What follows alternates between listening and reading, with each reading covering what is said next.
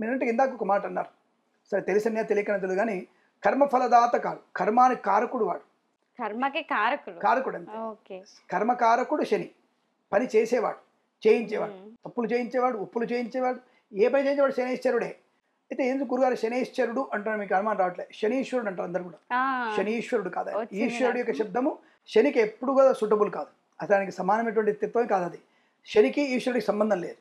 శనీశ్వరుడు మూల భగవంతుడు శివ భగవానుల వారే అంటారు. అంత అబద్ధం, అదేంటారు, అది ఎక్కడ చెప్పలేదు. అంతా దాన్ని పరమశివుని యొక్క భక్తులు అంటారు. అదంతా కేవలం అది భ్రమ. ఈశ్వరునితో శనిని పోల్చడం అనేది భ్రమ. అది అసలు శనీశ్వరుడికి అసలు శనికి ఈశ్వరుడికి సంబంధమే లేదు.